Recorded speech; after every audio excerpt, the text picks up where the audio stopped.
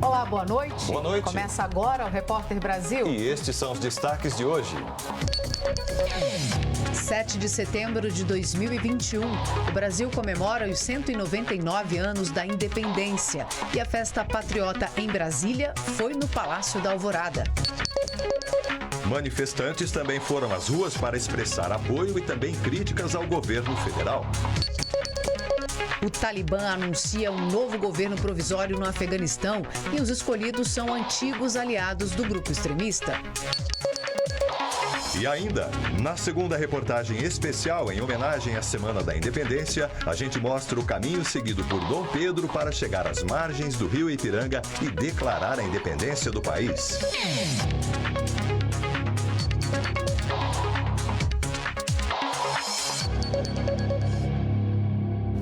Pela segunda vez, o tradicional desfile cívico-militar de 7 de setembro não aconteceu na esplanada dos ministérios por causa da pandemia. Este dia, que marca os 199 anos de independência do Brasil, foi celebrado com uma cerimônia reduzida em frente ao Palácio da Alvorada, residência oficial do presidente da República aqui em Brasília. A Esquadrilha da Fumaça e a demonstração de paraquedistas fizeram a festa de quem acompanhou de perto. A bordo do Rolls-Royce, o presidente Jair Bolsonaro iniciou as comemorações do 7 de setembro por volta das 9 horas da manhã. Escoltado pela Cavalaria dos Dragões da Independência e acompanhado por crianças, o veículo, dirigido pelo Nelson Piquet, tricampeão mundial de Fórmula 1, percorreu o trajeto de cerca de 400 metros entre o Palácio da Alvorada e o Espelho d'Água, localizado na entrada do palácio, que é a residência oficial do presidente da República. Assim que chegou ao local da cerimônia, o presidente Bolsonaro cumprimentou as pessoas que aguardavam para acompanhar a celebração. Ele se posicionou ao lado da primeira-dama, Michele Bolsonaro, e do vice-presidente, o general Hamilton Mourão. No céu, 18 paraquedistas fizeram manobras intencionais e pousaram no gramado do Alvorada. A bandeira nacional foi entregue nas mãos do presidente Bolsonaro por uma paraquedista. O pavilhão nacional foi hasteado logo depois.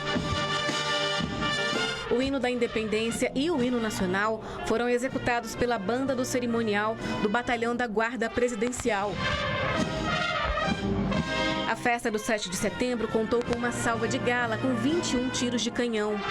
A cerimônia contou com uma demonstração de rapel por helicóptero, veículos blindados da Marinha do Brasil, que fazem o transporte anfíbio de tropas, atravessaram o Lago Paranoá em direção ao Palácio da Alvorada. 3.000 pessoas foram autorizadas a acompanhar a cerimônia. Apesar do clima quente e seco, característico desta época do ano em Brasília, muita gente participou das comemorações do Dia da Independência na capital federal. O Esquadrão de Demonstração Aérea da Força Aérea Brasileira, a Esquadrilha da Fumaça, realizou as famosas e tradicionais acrobacias a mais de 500 km por hora, com imagens de dentro das aeronaves mostradas com exclusividade pela TV Brasil, e fizeram no céu de Brasília os desenhos que tanto encantam as pessoas. E neste feriado de 7 de setembro, manifestações reuniram apoiadores e também grupos contrários ao governo. Pela manhã, na esplanada dos ministérios em Brasília, o presidente Jair Bolsonaro participou de ato a favor do governo. Manifestantes levaram cartazes em defesa do voto impresso. Bolsonaro discursou em um carro de som, acompanhado de ministros. Em outro ponto da região central da capital, na Torre de TV, um grupo de manifestantes contrários ao governo participou do ato denominado de Grito dos Excluídos, em defesa da população vulnerável. No Rio de Janeiro, antes das 10 da manhã, a manifestação favorável ao presidente foi na orla da praia de Copacabana e contou com milhares de pessoas. Já o Grito dos Excluídos ocupou o centro da cidade com centenas de pessoas, que contou com policiamento reforçado. Em São Paulo, a concentração a favor do presidente aconteceu na Avenida Paulista. Os apoiadores ocuparam cerca de 10 quarteirões da avenida, com maior concentração em frente ao MASP, o Museu de Arte de São Paulo, e a Fiesp, a Federação das Indústrias do Estado de São Paulo. Bolsonaro chegou por volta de 4 horas da tarde e discursou. Os atos em oposição ao governo aconteceram no Vale do Anhangabaú, no centro da capital paulista. A movimentação foi intensa e reivindicou vacinas, saúde, moradia, trabalho e renda. Cerca de 4.000 policiais estavam distribuídos entre a Paulista e o Vale do Anhangabaú para garantir a segurança dos dois atos. A capital baiana, Salvador, também registrou manifestações neste 7 de setembro. Manifestantes a favor do presidente se reuniram em frente ao Farol da Barra, um dos principais cartões postais de Salvador. Exibiam cartazes a favor do voto impresso. A cerca de 5 quilômetros dali, no Campo Grande, um ato mobilizou trabalhadores rurais e da cidade no 27º Grito dos Excluídos. A manifestação pacífica saiu da Praça Campo Grande até a Praça Castro Alves. E neste 7 de setembro, durante o ato a favor do governo em Brasília, o presidente Jair Bolsonaro discursou em um carro de som acompanhado de ministros. Ele reafirmou que as autoridades devem agir dentro dos limites da Constituição, fazendo referência a decisões de ministros do Supremo Tribunal Federal consideradas por ele fora da legalidade.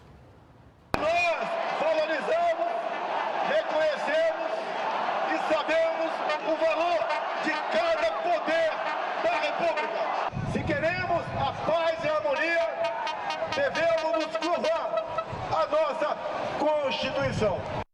Representantes de outros poderes também se manifestaram neste 7 de setembro. O ministro do Supremo Tribunal Federal, Alexandre de Moraes, disse que nesse dia comemoramos nossa independência, que garantiu nossa liberdade e que somente se fortalece com o absoluto respeito à democracia. E o ministro Luiz Roberto Barroso disse que o amor ao Brasil e à democracia nos une como brasileiros. Já o presidente do Congresso Nacional, senador Rodrigo Pacheco, disse que a absoluta defesa do Estado democrático de direito é algo que deve unir o Brasil. E agora é a hora da análise com o nosso comentarista de Política e Economia, Ricardo Caldas. Boa noite, professor. Bem-vindo. A gente viu aí, então, manifestações, pessoas indo às ruas com manifestações distintas, né? Qual o objetivo dessas manifestações, professor? Bom, aqui em Brasília, no caso, as manifestações explanadas eram favoráveis ao governo, mostrando suporte ao presidente da República e suas políticas em geral. E nós tivemos aqui em Brasília, na Torre de TV, manifestações contrárias, que, como foi mencionado no Grito dos Excluídos, que faziam uma defesa de maior emprego, melhores salários, habitação, com uma pauta que eu chamaria de uma pauta mais variada, uma pauta mais ampla, enquanto aqui em defesa do governo era uma pauta mais específica. Se a gente for fazer um balanço dessas manifestações na rua, o que o senhor diria para a gente, o que vai ter de resultado, o que elas significaram? Bom, é uma pergunta grande, tá certo? Eu diria que o que nós vimos hoje foi um exercício da democracia. Nós podemos ver que os dois lados puderam se manifestar, o que é uma comprovação de que a democracia está em pleno funcionamento no Brasil. Nós tivemos atos favoráveis ao governo e atos contrários ao governo. As pessoas estavam livres para ir ou não a esses atos e aderir a um deles ou não, ou ficar em casa. Então, foi isso que a gente observou. Então, a democracia está em pleno funcionamento. Eu penso que do lado, digamos assim, do governo, esses atos legitimaram, de certa forma, né, que era o objetivo, né, que fosse lançado algum tipo de manifestação a favor do governo, e nesse sentido foi atendido. A gente pode discutir aqui quantas pessoas foram, né? Infelizmente a Polícia Militar não está mais fazendo estimativas, mas eu diria que os atos foram bem expressivos, demonstrando um número... a favor. Especialmente a favor, né, mostrando um número considerável de pessoas indo às ruas, o que também demonstra a vitalidade da nossa democracia. Tá certo, professor. Agradeço e a gente espera o senhor de novo amanhã. Ok, até amanhã. Obrigada. E para concluir essa nossa cobertura intensa do Dia da Independência, nossa equipe refez o mesmo caminho que Dom Pedro usou para chegar ao Ipiranga e declarar que o Brasil não era mais território da coroa portuguesa. Veja conosco nesse passeio pela história do nosso país.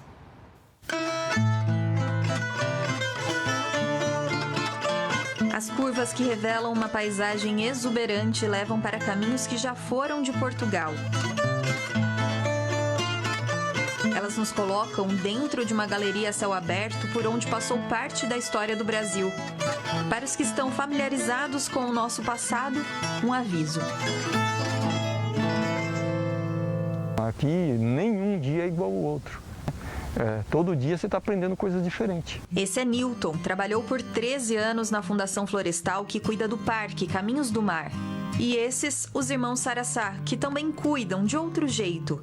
Eles acompanhavam o pai na restauração dos monumentos e assumiram a tarefa. Eu lembro que aqui era sempre um mistério, né? Uma magia trabalhar nesse lugar, né?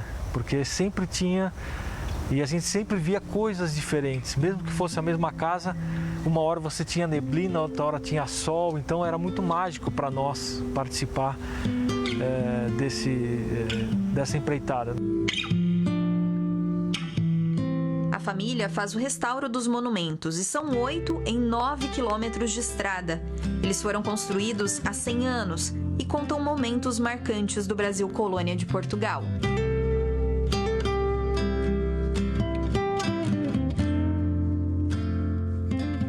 Já vão se passar aí mais de 30 anos, né? A família nesse local aqui cuidando desses azulejos, né? Então a gente se sente um pouquinho guardiões dessa história, né? Se para construir esses prédios era preciso encarar o precipício, a vista cansada do trabalho se refazia no encontro da Mata Atlântica com o mar. Nos azulejos, alguns do século XVIII e que vieram de Portugal, cenas reproduzem o passado e o que era presente. Mapas rodoviários de 1922.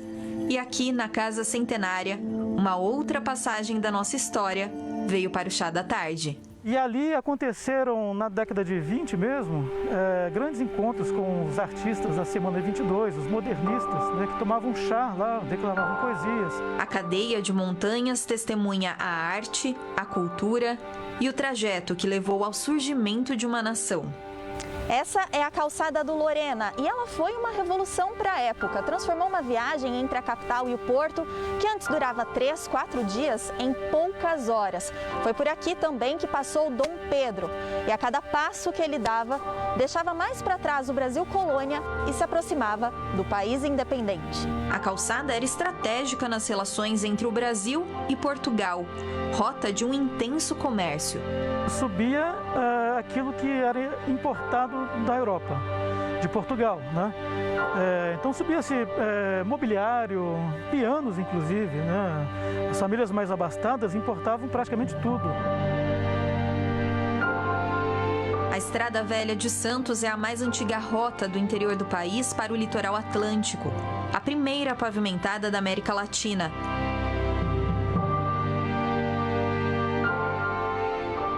A partir de trilhas indígenas, os jesuítas abriram o caminho e davam um nome bastante particular.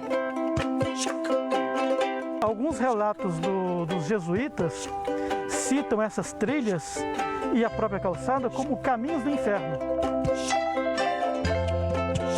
A calçada tem uma restrição imposta pela natureza. Como esse lugar é muito úmido, as pedras ficam escorregadias demais, ruim para descer, terrível para subir. E descia no lombo de mulas. Aqui não sobe cavalo, por exemplo, não consegue, né? Mas como reclamar de uma calçada que está há 4 séculos de pé? O levantamento topográfico dessa calçada ficou tão bem feito que foi usada depois para a construção das ferrovias do entorno. E ela parece simples, mas ela tem um veio central direcionador de águas pluviais, e nas curvas ela tem uma protuberância que direciona a água também para não correr no leito da estrada. E ela foi construída também para não cruzar nenhum corpo hídrico, para não precisar construir pontes e não ter problema com erosão. Uma das histórias que se conta sobre essa rodovia é que ela foi construída com o dinheiro das barreiras e foi aí que surgiu toda a ideia do pedágio. Hoje ela é usada apenas para o turismo. Os motoristas que fazem essa viagem entre a capital e a região da Baixada Santista utilizam a rodovia Anchieta ou então a Imigrantes. E os pedágios custam R$ 30,20. Hoje a estrada não é mais uma alternativa entre São Paulo e o litoral. Mas para quem pretende viajar pela história, o Parque Estadual Serra do Mar está aberto 4 vezes por semana. Andar aqui é rever um pouco do que viram os escravos, tropeiros, a corte e Dom Pedro, mesmo antes de se tornar primeiro. Essa grande muralha, né? E essa grande nação, Brasil, essa natureza, essa pujança, né? Eu acho que isso Dom Pedro sentiu, né? Foi assim, agora essa aqui é a minha terra, né? Aqui é a terra dos brasileiros, Eu acho que aqui quem tem que fazer é essa nação. Agora está na hora da independência, né? Não precisamos mais da tradição porque nós temos o futuro na nossa frente, né?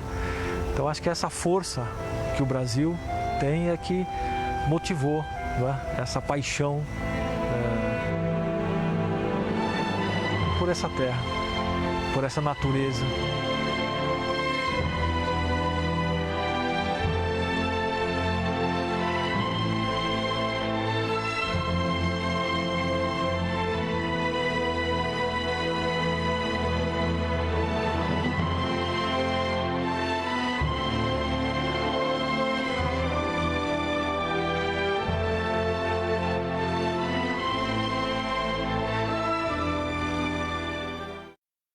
Que belas imagens, hein, Catiúcia? Lugar lindo. Muito bonito. E olha, um levantamento do Sebrae mostra que grande parte dos empreendedores do país investiu nas vendas digitais durante a pandemia. E para alguns deles, essa mudança de estratégia permitiu a sobrevivência do negócio nesse período de crise. Camila é uma das donas de um restaurante em Três Rios, interior do estado do Rio de Janeiro. O negócio registrou uma queda de 70% nas vendas e quase precisou fechar as portas. Mas uma solução ajudou a salvar o restaurante: o delivery e a divulgação dos serviços nas redes sociais. Eu já tive que começar imediatamente, procurar motoboy, estruturar um cardápio diferente. A gente aumentou as vendas no delivery, né? Vendo a necessidade do cliente, adaptando o nosso delivery para isso. Thay também teve que corrigir a rota da confecção de roupas dela. Assim como Camila, a escolha foi manter o ponto físico, mas reforçar as vendas pela internet. A gente teve que fazer novas contratações para conseguir dar conta, né, de fazer todos os atendimentos, e também a questão do delivery local aumentou muito. De acordo com o levantamento do Sebrae, 67% dos empreendedores brasileiros inovaram durante a pandemia com as vendas online. O modelo predominante atualmente é o híbrido, que combina o uso da internet com o modo presencial. O levantamento também aponta que dos pequenos negócios que apostaram nos canais digitais, 43% disseram que as vendas online representaram até 25% do faturamento da empresa. 22% apontaram que esse modelo compõe de 26% até 50% do rendimento. E para 12%, as vendas por meio digital ocupam de 51% até 75% da receita. 15% manifestaram que as vendas digitais correspondem a mais de 75% da arrecadação. Para o Sebrae, essa é uma tendência que vai ser mantida mesmo após a pandemia. Os aplicativos vieram exatamente para ajudar. Hoje, com a facilidade da tecnologia, né, que eles têm um descomplicador muito rápido. Você está a um clique de distância do seu cliente. Então, é ali que você tem que tentar trazer tudo de bom para que esse cliente possa fidelizar junto com você. Daqui a pouco você vai ver. O Talibã anuncia um novo governo provisório no Afeganistão e os escolhidos são antigos aliados do grupo extremista. Os detalhes depois do intervalo.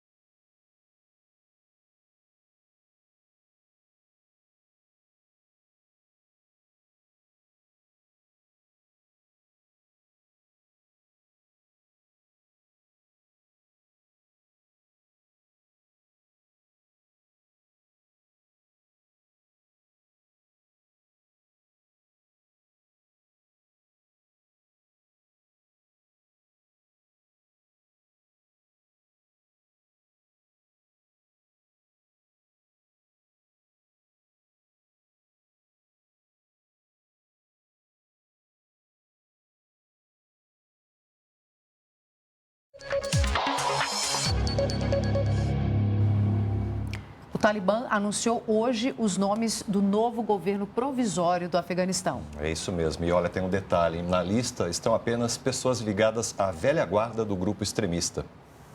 Mullah Hassan Akhund é o novo primeiro-ministro do Afeganistão. Ele foi um assessor próximo de um dos fundadores do grupo Talibã. Um dos vices será Abdul Ghani Baradar. Ele foi o principal negociador do acordo de paz com os Estados Unidos. No total, o porta-voz do Talibã, Zabdullah Mujahid, anunciou hoje em Cabul 33 nomes do novo governo e disse que os cargos que ainda vão ser preenchidos serão informados depois de uma avaliação cuidadosa. Esse anúncio já era esperado desde a saída dos Estados Unidos do Afeganistão. Mas a promessa era de um governo inclusivo, o que não aconteceu.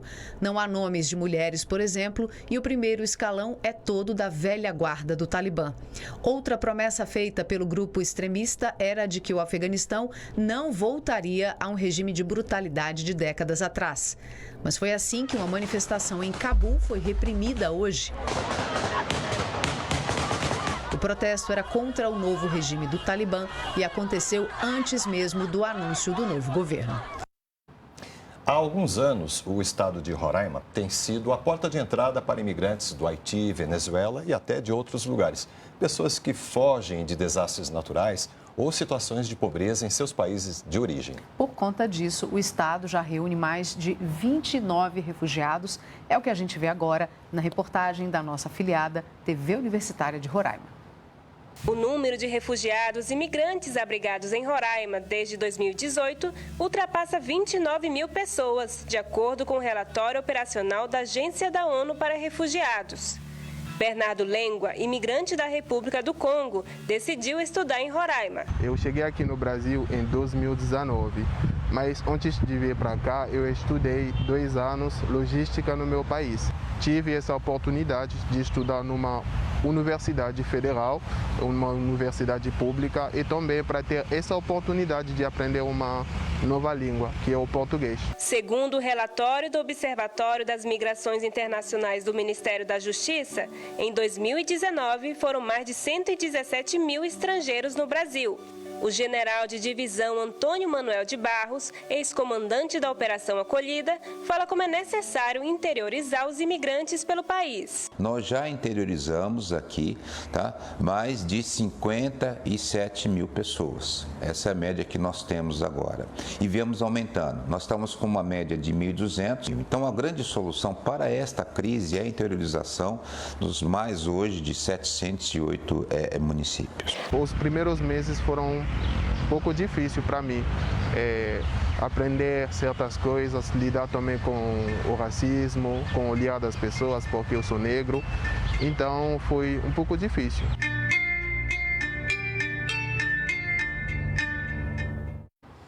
Quase 40 anos depois dos primeiros casos de AIDS no mundo, ainda existe desconhecimento sobre a doença e preconceito contra pessoas portadoras do vírus HIV.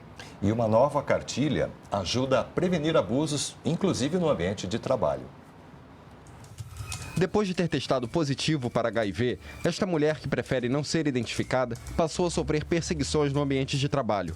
Ela chegou a ser transferida de estado e ficou muito abalada porque, na ocasião, tinha acabado de ter um filho. Toda semana eu tinha que estar no médico e numa dessas consultas veio o CID, do HIV, e eu acreditei que, por ser uma instituição séria, que aquele CID não iria ser divulgado. Mas quando estava no final da minha licença maternidade, eu soube que a minha sorologia havia sido exposta da maneira mais sórdida. Ter uma rede de apoio depois do diagnóstico é importante, mas o que muitas pessoas encaram na realidade é um conjunto de preconceitos em vários ambientes. O local de trabalho é um deles.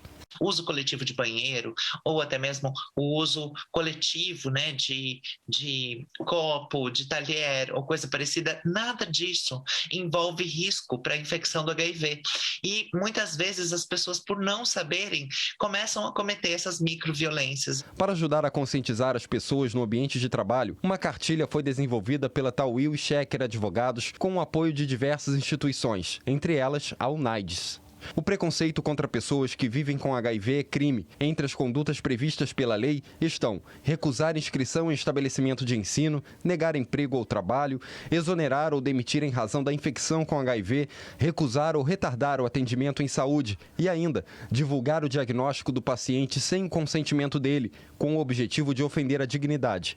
A pena prevista é de reclusão de 1 a 4 anos. É uma garantia para o trabalhador que tem essa doença de que ele não pode ser demitido pelo fato de ter HIV. Ele pode ser demitido pelo fato de não estar desempenhando bem suas funções, uma reestruturação financeira, o que é normal no trabalho no Brasil. O que não pode é a dispensa do trabalhador estar escondido uma forma de preconceito. Entre os direitos previstos está também o recebimento do benefício de previdência de prestação continuada, independentemente de contribuição, caso o paciente não tenha outra fonte de renda. Quem vive com AIDS tem direito a sacar o fundo de garantia, mas é possível que a pessoa tenha um diagnóstico positivo e que o vírus fique indetectável com o tratamento adequado. Assim, as pessoas que vivem com HIV podem ter uma vida saudável, inclusive sexual ou em qualquer área, e principalmente no trabalho. A discriminação ainda é o fator principal que impede essas pessoas de terem uma vida plena. Nós estamos no mês da campanha Setembro Amarelo, organizada pela Associação Brasileira de Psiquiatria e também pelo Conselho Federal de Medicina. Roberto, são várias ações para conscientizar a sociedade sobre os cuidados relacionados aos transtornos mentais que se tornaram ainda mais comuns, inclusive, entre as pessoas mais jovens em tempos de pandemia. Os primeiros sinais de depressão bipolar do Marcelo surgiram na infância logo após a perda do avô. Os sintomas foram evoluindo durante a adolescência e, quando adulto, o quadro se agravou. Em 2019, com uma série de problemas pessoais, pensou em desistir. Diferentemente de outras pessoas, que começam às vezes se automutilando, algo do tipo, eu nunca tive muita coragem para isso, mas não ia ter jeito, eu não ia conseguir seguir daquele dia em diante caso eu tivesse que viver mais um dia daquele jeito que eu estava vivendo. Para eu estar bem hoje, nessa estabilidade que eu já estou, graças a Deus, há uns 6, 7 meses, foi por conta de medicamento, foi por conta da minha família, foi por conta da minha psicóloga, foi por conta de uma boa relação com o meu psiquiatra, mas o que virou a chave para mim de eu consigo ter ajuda, foi esses grupos que eu comecei a participar. As dificuldades impostas pela pandemia causaram um impacto em muitas pessoas jovens no Brasil. É o que revela um levantamento do IPEC em parceria com a Pfizer e que ouviu 2.000 pessoas em 5 capitais. Segundo o levantamento, metade dos jovens de 18 a 24 anos dizem que a saúde mental está ruim ou muito ruim. Os sintomas mais relatados foram tristeza, insônia, irritação, angústia ou medo, além de crises de choro. A pesquisa também aponta um dado preocupante. Mais de 60% dos entrevistados não procuram ajuda profissional. A Associação Brasileira de Psiquiatria alerta que quase 97% dos 12.000 casos anuais de suicídio no país estão relacionados a transtornos mentais. O Setembro Amarelo é uma oportunidade de jogar luz a esses temas. Nós, enquanto sociedade, temos muito que aprender, Temos muito ainda que desenvolver essa questão da empatia, da escutativa, para que a gente realmente possa ser solidário à dor do outro. Porque muitas vezes a dor do outro não é só dele, não, é nossa também. Há 100 anos, cientistas isolaram a insulina pela primeira vez. Essa descoberta permitiu avanços no controle da diabetes.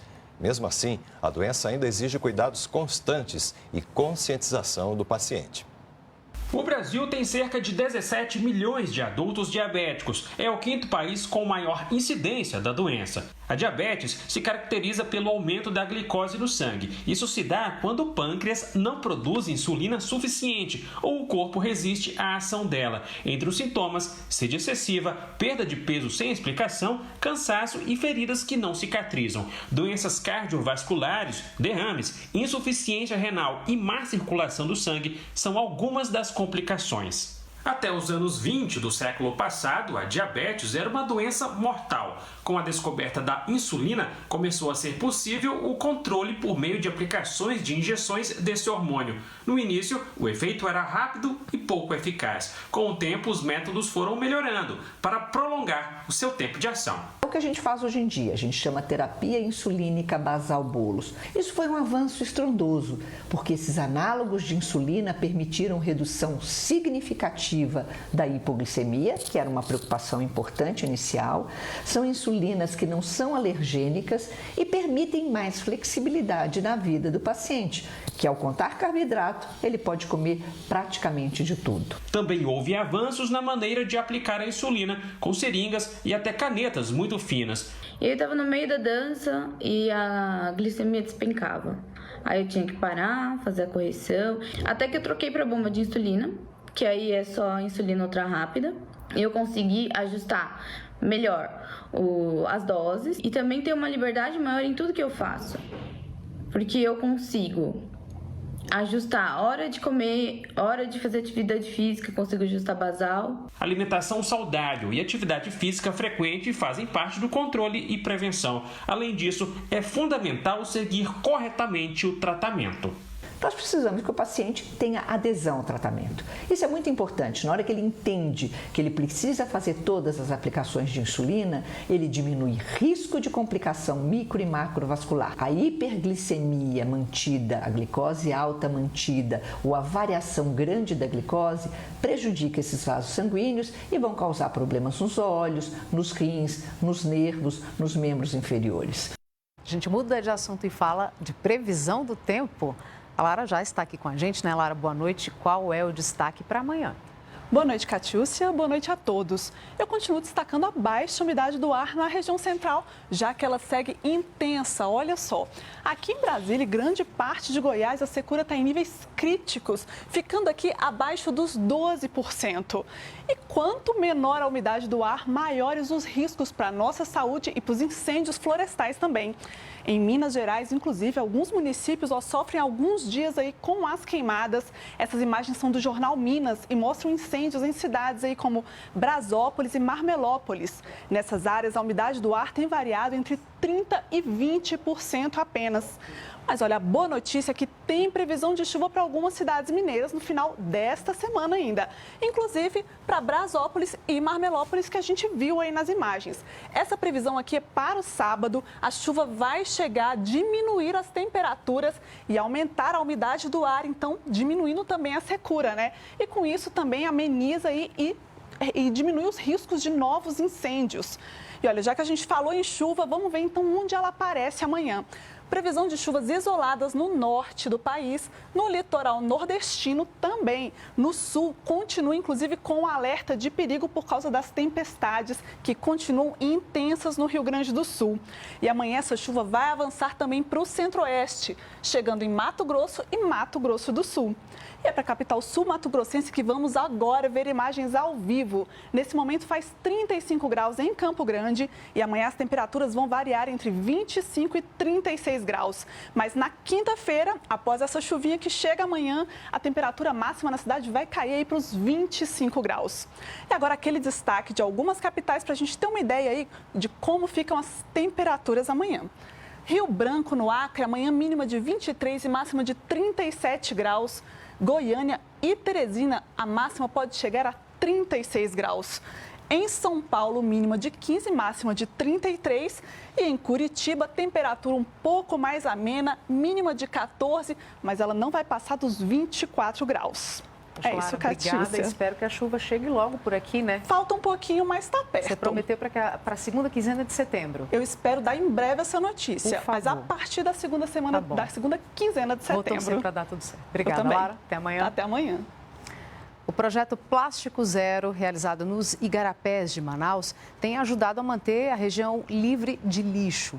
Na última ação, realizada 95 voluntários retiraram mais de, 1 tonelada de resíduos sólidos do Igarapé do Tarumã-Açu, localizado na zona oeste da capital amazonense, que foram enviados para reciclagem. Vamos ver esse trabalho aí na reportagem da nossa afiliada TV Encontro das Águas. Isopor, garrafas PET e outros resíduos sólidos são encontrados no igarapé do Tarumã-Açu, localizado na zona oeste de Manaus. Para preservar a região, a Fundação Amazonas Sustentável, em parceria com o grupo Remada Ambiental, Igarapés Limpos e a empresa Coca-Cola Brasil, lançaram o projeto Plástico Zero nos igarapés de Manaus. A iniciativa reuniu 95 voluntários para fazer a limpeza do local e conscientizar a população sobre o descarte correto do lixo. O projeto ele tem como objetivo não somente fazer essa ação aqui, mas o objetivo maior de sensibilizar principalmente as pessoas que aqui residem sobre essa problemática, né, do não descarte correto desses resíduos, né? O Hermelindo Cardoso, que mora na comunidade do entorno do Igarapé há 22 anos, conta que o trabalho das equipes tem ajudado a mudar essa triste realidade também nos igarapés ao redor. Já melhorou muito, que antes você não podia andar muito nos barquinhos pequenos que batia no rabo dos motores, quebrava a hélice, embalava plástico na hélice, era aquela coisa. Agora você já não vê. A gente que trabalha com esse tipo de coleta, esse trabalho de coleta de resíduo, é coletar e fazer o ciclo certo. Coletar esse resíduo, entregar para a cooperativa limpar e fazer esse resíduo virar um outro plástico, né? Reciclado. Todo mês as equipes se reúnem para fazer a limpeza das águas do igarapé do Tarumã-Açu. Só nesta ação, mais de 1 tonelada de resíduos sólidos foram removidos. O Museu de Arte Contemporânea de Niterói, na região metropolitana do Rio, completa 25 anos. Para comemorar o aniversário da obra de Oscar Niemeyer, o espaço ganhou uma programação especial de eventos artísticos e culturais. Um monumento que acompanha as curvas do Pão de Açúcar. Cada detalhe do Museu de Arte Contemporânea foi planejado para se encaixar na paisagem da Baía de Guanabara. Em local privilegiado no Mirante da Boa Viagem, em Niterói, de lá é possível ver também o Corcovado e a orla da cidade. O ícone, que completa 25 anos, é uma obra marcante do arquiteto Oscar Niemeyer e demorou 5 anos para ser erguido. Uma mistura de audácia tecnológica com busca de formas livres, de busca de uma leveza arquitetônica que vai caracterizar a obra do Niemeyer. As comemorações do aniversário incluem também instalações dentro e fora do museu. O artista Felipe Moraes se inspirou em trechos de música para a exposição chamada Samba Exaltação. Esses saberes ancestrais que existem nos terreiros, que vieram nos movimentos afrodiaspóricos, como que eles se inserem no samba e dão uma forma de dissolver e disseminar esse conhecimento pelo mundo, nos ensinando através do samba, através do carnaval, através da avenida, da Sapucaí, como viver e como reinventar as nossas relações sociais. Na programação de aniversário, tem também apresentações de dança e seminários com transmissão nas redes virtuais. O que a gente está propondo é que esse símbolo seja também apropriado pelo niteroense, pelos artistas de Niterói, e que a gente não se feche ao mundo, logicamente, o Museu de Niterói para o mundo, né? É isso que a gente pretende que o MAC seja sempre. Estiveram hoje com a gente as intérpretes de Libras, a língua brasileira de sinais, a Brenda Rodrigues e também a Leide Mendes, e o Repórter Brasil fica por aqui. Você pode rever as reportagens de hoje em nossas redes sociais. Uma ótima noite para você, a gente volta amanhã. Fique com as belas imagens, então, para encerrar do evento do Dia da Independência, hoje aqui em Brasília. Obrigada mais uma vez pela companhia, boa noite, até amanhã. Tchau.